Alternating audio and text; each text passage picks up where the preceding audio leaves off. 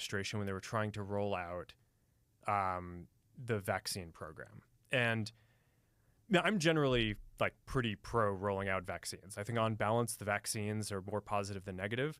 But I think that while they're trying to push that program, they also tried to censor anyone who is basically arguing against it. And they pushed us super hard to take down things that were true, right? I mean, they basically pushed us and said, anything that says that vaccines might have side effects, you basically need to take down.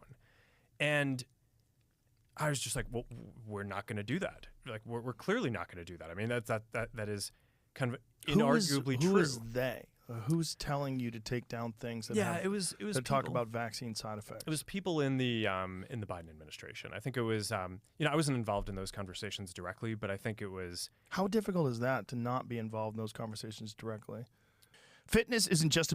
So we're going to talk about today about the massive censorship in these supposed democracies going on.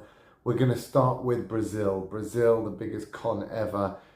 So their election was Bolsonaro, right wing, the incumbent, versus Lula, a convicted, corrupt criminal who was sentenced to jail, backed by the gangs and in the favelas and whatever, the mafia, versus everyone else backing this right wing Bolsonaro. They had an election. This guy won by, wait for it, 50.2%. Like something ridiculous, like 10 people in a country of 220 million people. He won by it's basically 2020 America, fake Biden, most popular president ever. The same rubbish they pulled for this guy. There's no way he won it, right? There's no way. The mass support, he had 1 million people rallies. He had the main Paulista in Sao Paulo, the main road packed with his supporters. This guy can maximum get 1,000 paid supporters to come out. No one voted for him. This one, Bolsonaro, the right wing, everyone voted for him. But the Supreme Court and all the judges and all that, they made him the winner. Even though he had all the media for him and everything, no one voted for this guy, Lula. Everyone voted for this guy. They made him win.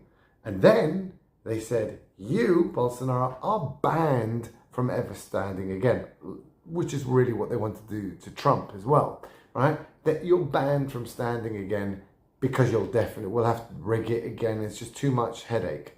So they banned him. Okay. Next, X it used to be a left-wing free speech platform, loved by this guy, but then it became free speech, real free speech. Sorry, it was a left-wing platform, then became a real free speech platform. They hate free speech. There's nothing the left, communist, Marxist, Stasi, woke, completely captured, undemocratic, evil, hate in free speech. Because free speech is truth and it shines a light on lies. So they hate that. They hate anything, reveal. They're like vampires. They hate anything showing them, the truth. They hate the truth. So they said, you're banned. They banned X. Musk had to pay a fine and admit to being censored. Okay. What just happened last week? Meta, which is Facebook, Instagram, WhatsApp, they all said, Zuckerberg basically said, right, he bent the knee to Trump and said, we're now also going to become free speech. We're also not going to be censoring, which is what they've been doing for years. We're going to stop censoring. The second he said that, the Brazilian Supreme Court again said, okay, we're going to have to ban Meta. Undermining democracy. Yeah, we're going to ban free speech because free speech undermines democracy.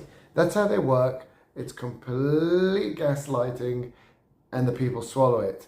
So yeah, they're now going to ban Meta unless Meta also self-censors in Brazil and only spouts out left-wing propaganda.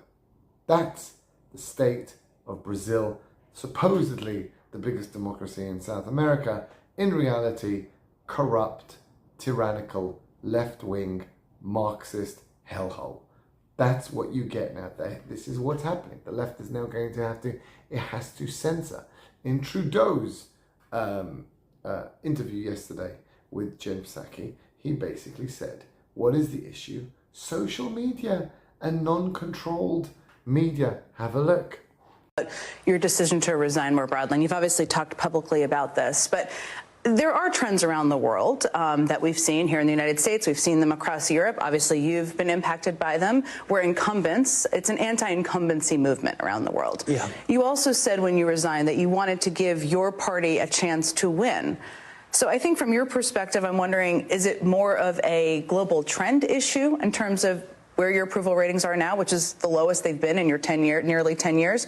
Or is it a you issue, as people should understand it? Well, I think it's probably a bit of everything. I mean, right now there's a political cycle where incumbents, particularly those who steered us through COVID, I mean, Canada did extraordinarily well through COVID, better than just about every other peer, tens of thousands fewer deaths proportionally than our friends and allies around the world. Inflation hit less hard, our economy bounced back faster. It was good, but there is still a lingering frustration towards incumbents. And for me, where I lean in on is all the good things we were able to do. We've put forward policies that are going to make a difference for decades to come in Canada. And I think right now we're seeing a time in politics where emotions and social media is carrying an awful lot of weight in how people feel about things. But I'm always going to lean back on what are the substantive things that are being done? What are the substantive measures that make a big difference in people's lives? And standing up for the vulnerable, supporting people who need it, building an economy that works for the middle class. These are things that ultimately make the biggest difference in people's lives. As you can see, he's admitting it is social media, truth coming out and not manipulated lies from the mass media, mainstream media, MSM. And that's what's destroying all of the left-wing establishment. So they're petrified. So now they're starting to really censor social media, censoring the internet. What are they doing in Europe? What are they doing? So Musk had an interview with the AfD, the right-wing party there, and which they label far right, even though they have a lesbian as their head. But okay, again, nothing makes sense with the left, right? So Musk had an interview with a right-wing party. They're all in arms. Oh my gosh, we might have the right wing in Germany. Oh my gosh, we might lose Germany. We can't do that. So what did the ex-European head of the EU, European Commissioner Thomas Bretney, I don't know, French guy, he basically said, if they do vote the AfD, which they won't, because they're also very woke, Germany, but they'll come second. But if they voted him, what they're going to do, he said on live TV, I can't show it to you because it's in French. On live TV, he said, we will do what we did in Romania. He admitted on live TV, we will have to do what we did in Romania. Won Romania, the right wing won there. The president annulled that and said, no, we can't have it. You have to re-vote. Even though it's a vote, we're not allowing him to win. We're banning him from winning. He won clear, fair and square. We're not allowing that because the EU, remember, they also had votes in early 2000s regarding an EU charter in both France and Ireland. They lost. And so what did they do? They just shoved it through the back door without a vote. This is what they did in Romania. Romania, they had a vote. Oh, it's not who we like. Okay, we're just going to annul the vote. And they're saying this, the guy said on camera, in French, we will have to do what we did in Romania. That is your democracy, guys. There's no way you're voting your way out of this. The establishment, the WEF, the World Economic Forum, the puppets, the evil, satanic rulers of the world, essentially, who control everything, will not allow you to have this. Now, why Trump won? I don't know. Maybe because they think they won't be able to do what he wants to do. I don't know why they allowed him to win. But everywhere else, they put stumbling blocks and they either censor, like in Brazil. So they basically corrupted they corrupted that election, and then now no one can speak about it, right? That's what they did in Brazil, and no one will ever be allowed to speak about it. Every platform that doesn't do full censorship is banned. So all they get there is Pravda, USSR-style communist news.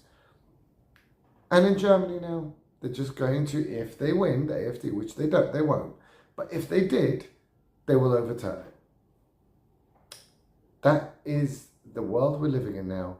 Undermining democracy That is what they've done. That is everything the left accuses people of doing, they do, right? And there is no democracy now. That's where we are. Until we rise up and we stop this, there's no way you're voting your way out of this.